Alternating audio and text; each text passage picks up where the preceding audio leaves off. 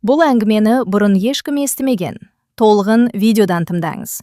Каналға аз ғана адам жетпей тұр. Подписка басып кетсеңіздер, рахмет. Жаңбыр иісі сіңген суық кеш еді. 5 жастағы Нұрдәулет темір қақпаның алдында тұрды.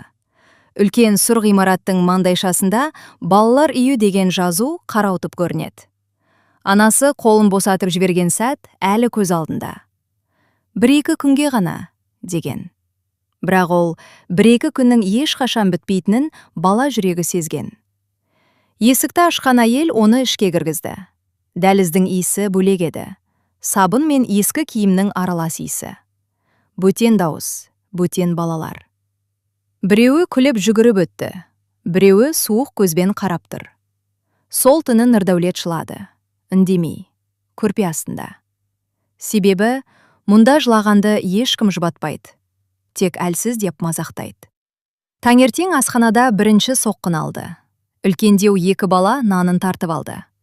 Қарсыласуға батылы жетпеді. Бірақ сол сәтте артынан бір дауыс естілді. Қайта бер, о жаңадан келген. Бұл 13-тегі Самат еді. Түрі қаталдау, бірақ көзі мейірімді. Нанды қайтарып бергізді. Сол күннен бастап Нұрдәулет жалғыз емес екенін түсінді. Апталар өтті, ережені тез үйренді. Ешкімге сенбе, әлсіздік көрсетпе, артық сөйлеме. Бір күні аулада доп үшін төбелес шықты. Нұрдәулет шетте тұрған. Бірақ біреу оны итеріп жіберді. Жерге құлады. Ішінде бір нәрсе жарылғандай болды. Бұл жолы үндемеді. Орнынан тұрып, алғаш рет жұдырық жұмсады. Сол сәттен бастап оны тыныш жетім деп емес, мінезді бала деп атай бастады. Кешкісін Самат екеуі терезе алдында отырды. «Сенің біреуің бар ма сыртта?» деп сұрады Самат. Нұрдәулет басын шайқады. «Есіңде сақта», деді Самат. «Бізді ешкім құтқармайды. Өзіміз шығамыз». Бұл сөз оның санасына шегеленіп қалды. 1 аптадан кейін күтпеген жағдай болды. Тәрбиеші тізім оқыды. Бір бай отбасы келіп, бір баланы асырап алмақ. Балалардың бәрі тік тұрып қалды. Үміт деген қауіпті нәрсе. Тізім соңында Нұрдәулет. Жүрегі тоқтап қалғандай болды. Самат оның иығына қолын қойды. «Бар. Мүмкін сенің жолың болар». Нұрдәулет директор бөлмесіне кірді. Бірақ есік алдында тұрған әйел мен ер адам оны басынан аяғына дейін қарап шықты да сыбырласты. «Үлкенірек бала керек еді», деді әйел. «Иә, бұл тым тұйық сияқты». 5 минуттан кейін бәрі бітті. Олар басқа баланы таңдады. Сол түні Нұрдәулет жыламады. Терезеден қарады. Қақпа сыртындағы қараңғылыққа ұзақ қарап тұрды. Сол сәтте ол бір нәрсені анық түсінді. Оны ешкім таңдамайды. Ол өзін өзі таңдауы керек. Нұрдәулет 13-ке толғанда, балалар үйі деген жазуы бар сұр ғимарат оған түрмедей көріне бастады. Темір қақпа сықырласа, жүрегі де бірге сықырлайтын. Самат бір кеште сыбырлап айтты. «Бітті. Көктемде қашамыз. Қалаға, еркіндікке». Бұл жай сөз емес еді. Олар 1 ай бойы дайындалды. Асханадан құрғақ нан тығып жинады. Ескі карта тапты. Түнгі күзетшінің қай уақытта темекі шегуге шығатынын бақылап жүрді. Сол түн келді. Сағат шамамен 2. Дәліз тыныш. Балалардың бәрі ұйқыда. Самат терезенің ілмегін ақырын ашты. Нұрдәулеттің жүрегі кеудесін жарып шығатындай соқты. «Қорқыттырсың ба?» деді Самат. «Жоқ, өтірік еді. Бірақ артқа жол жоқ болатын». Олар қоршаудан асып түсті. Аяқтары сыздап, қолдары тырналды. Бірақ темір қақпа артта қалды. Алдында қараңғы көше. Қалаға жеткенде таң атып келе жатты. Көліктер зулап өтіп жатыр. Ешкім оларға мән бермейді. Ешкім «Қайдан келдің?» деп сұрамайды. Алғашқы сағатта еркіндік тәтті сезілді. 2-ші сағатта қарын ашты. 3-ші сағатта қорқыныш басталды. «Ақшаң бар ма?» деді Нұрдәулет. Самат үнсіз қалды. Кешке дейін вокзал маңында жүрді. Бір дүкеннің артынан қалған нан тауып жеді. Адамдар жанынан өте береді. Бірі мүсіркеп қарайды, бірі жиіркене. Түнде вокзал ішіндегі орындықта отырды. Суық, аш. Нұрдәулет алғаш рет ойланып қалды. Мүмкін қайту керек пе? Сол кезде Самат оған бұрылып, ертең жұмыс табамыз, бәрі өзгереді, деді. Бірақ тағдыр олардан жылдамырақ еді. Таң ата бере, иықтан біреу жұлқып қалды. Қайдансыңдар? Құжаттарың қайда? Полиция. Самат бір сәтке Нұрдәулетке қарады. Көзінде қорқыныш бар. Бірақ тағы бір нәрсе бар еді. Шешім. Ол менімен емес, деді кенет. Мен оны кеше ғана таныдым. Нұрдәулет аң-таң. Самат? Бірақ кешеді. Полиция екеуін де алып кетті. Мекемеге қайтарылғанда директордың көзі суық болды. Қашпақ болғандарға жаза бар. Сол күнгі жаза ауыр болды. 2 апта оқшау бөлме, телефон жоқ, аулаға шығу жоқ. Ең ауыр нәрсе — сатқындық.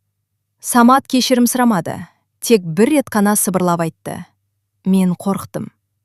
Нұрдәулет үнсіз қалды. Сол күннен бастап ол бір шындықты ұқты. Бұл өмірде еркіндікке жету қиын емес, бірақ оған жалғыз жетуге тура келеді. 2 аптадан кейін ол аулаға қайта шықты. Көзқарасы өзгерген, ішінде бір нәрсе қатып қалған. Самат енді оған дос емес еді, ал Нұрдәулет енді бала емес еді. Нұрдәулет 16-ға толғанда сырт көзге сабырлы, тіпті суық болып көрінетін, бірақ ішінде әлі де жылу іздеген бала бар еді. Мектепке ауыстырылған жылы ол Айсұлу деген қызды көрді. Ұзын қара шаш, жай ғана күлкі. Ол алғаш рет біреудің жанында өзін жетім емес, жай ғана жібіт сезінді. Бәрі қарапайым басталды.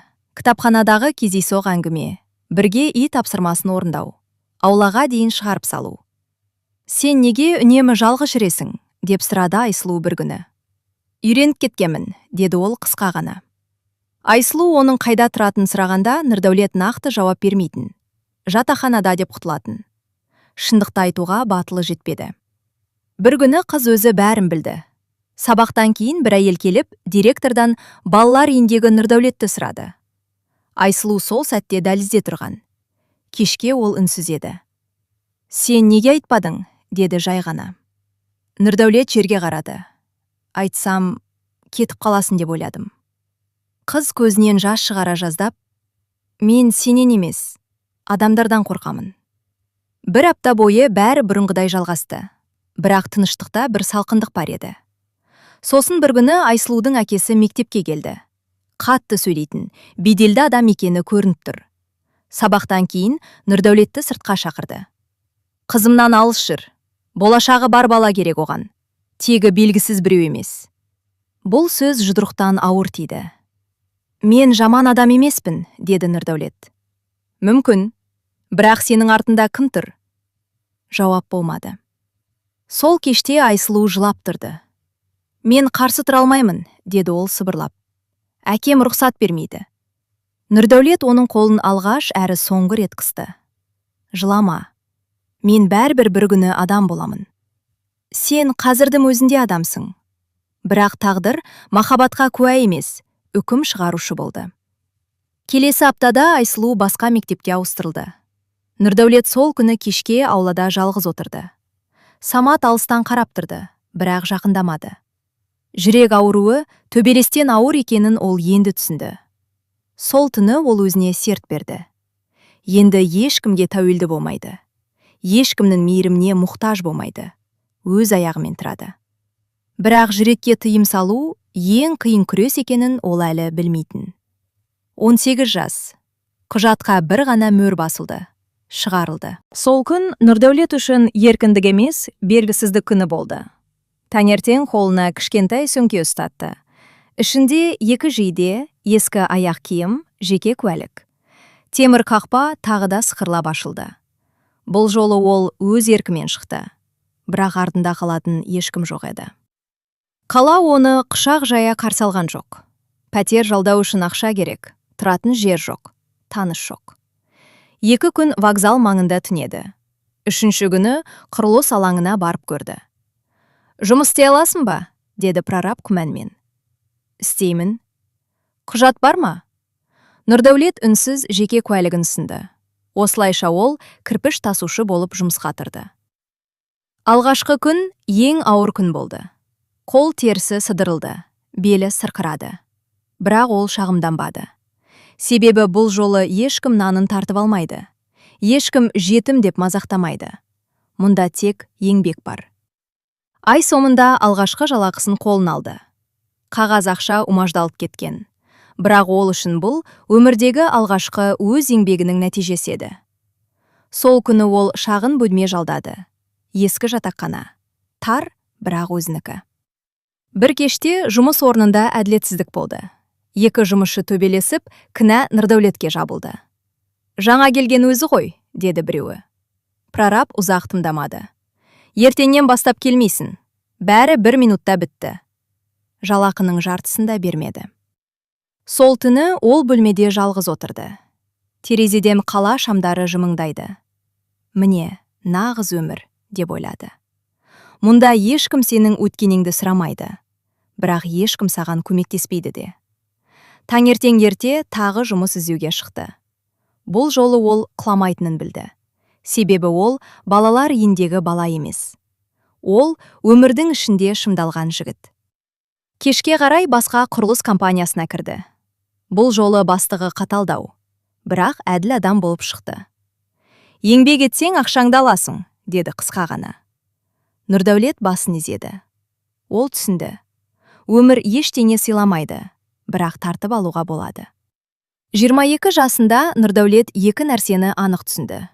Біріншісі, ақша табуға болады. Екіншісі, жалғыздық ешқашан үйреншікті болмайды.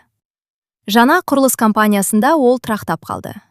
Таңғы 6-да жұмыс, кешкі 8-де бөлмесіне оралу.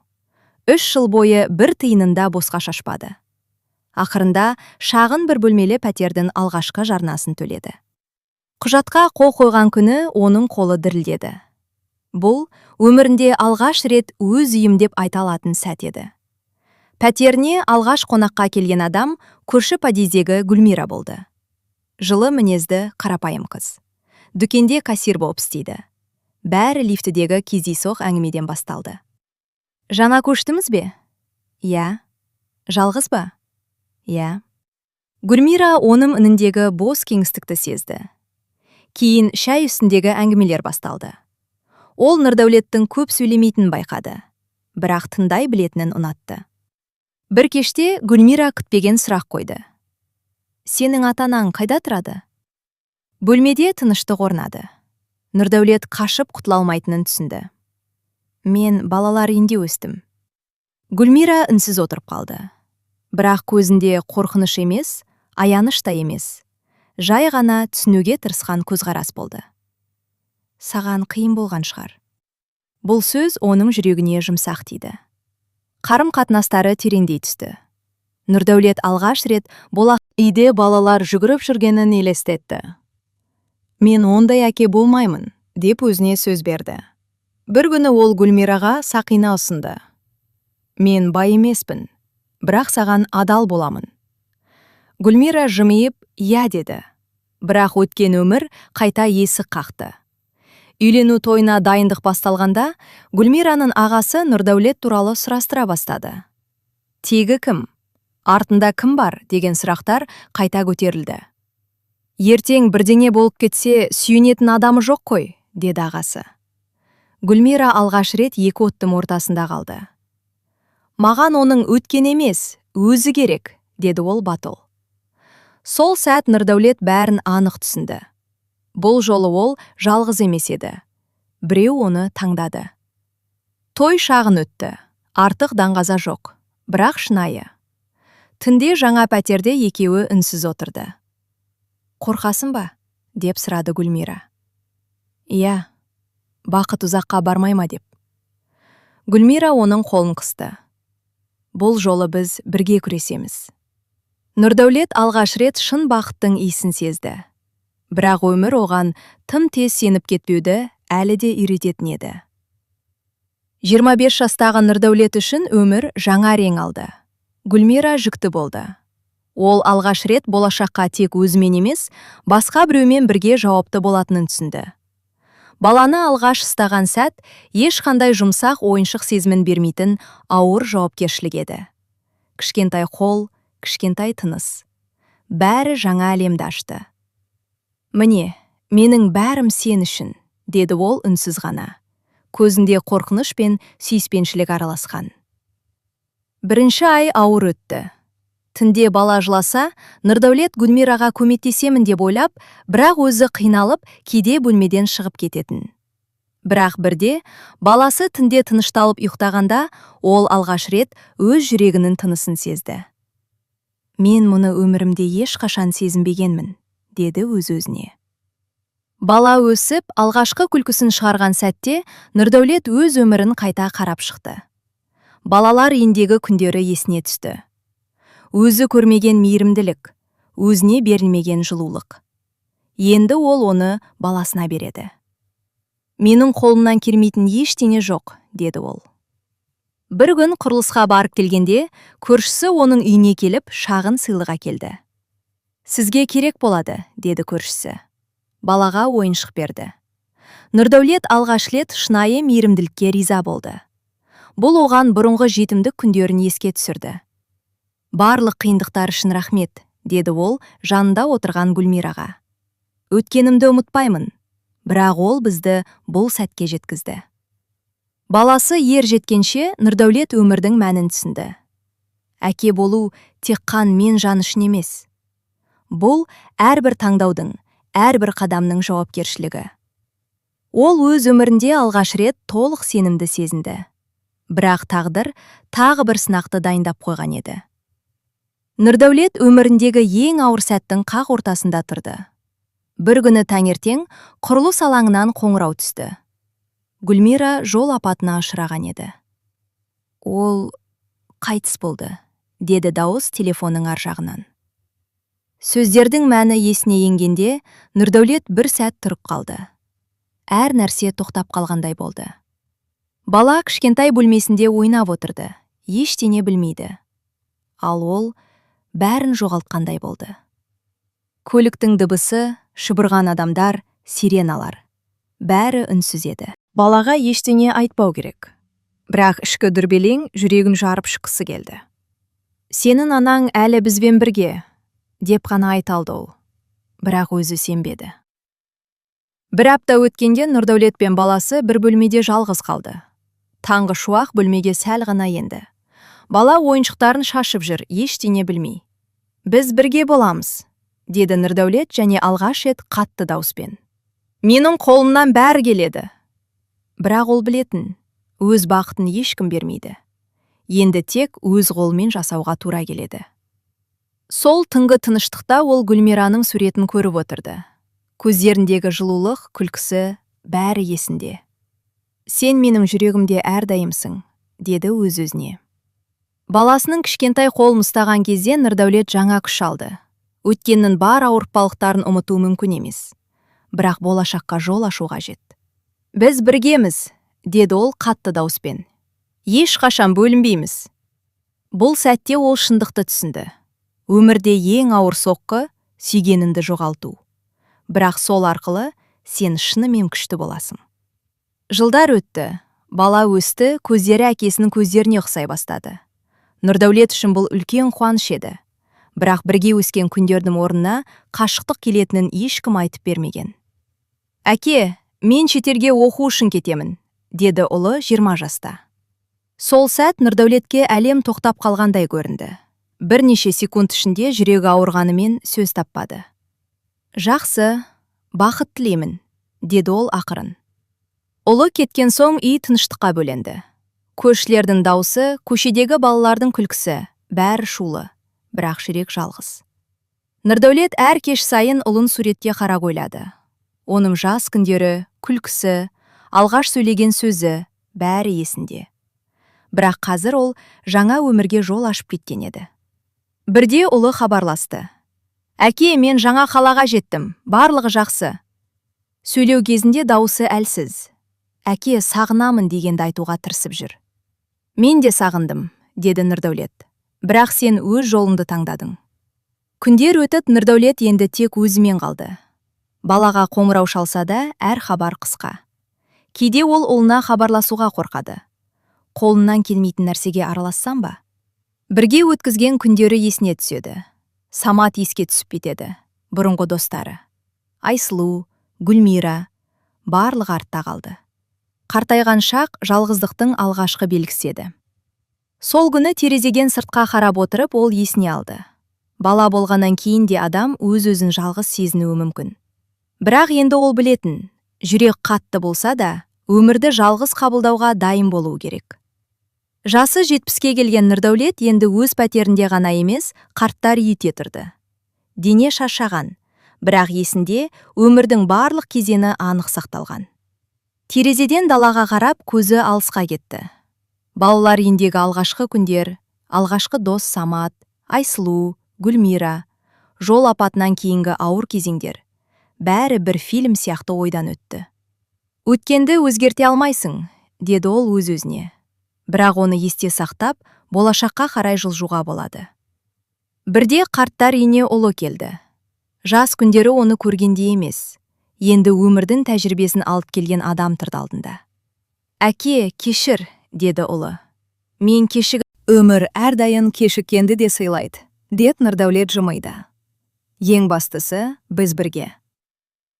Кешкісін терезе алдында жалғыз отырғанда, ол өткеннің бар ауыртпалықтарын еске алды. Бірақ енді жүрегінде тыныштық бар. Өмір күрделі, кейде қатаң, бірақ әр кезеңі маңызды. Терезеден сыртқа қарағанда, жас кезіндегі өзі балалар үйінің қақпасында тұрғандай көрінді. Сол кішкентай бала енді қарт адамның естелігінде өмір сүрді. «Бәрі дұрыс болды», деді Нұрдәулет. «Өткенім, бүгінім, болашағым. Бәрі менің». Жарық баяу сөнді, бірақ жүректе жылулық қалды. Қарттар үйіндегі бұл терезе жалғыздықтың емес, өмірдің толық бейнесінің символы еді. Соңы. Әңгіме ұнаса лайк басып, каналға тіркеліп кетіңіз. Келесі әңгімеде кездескенше.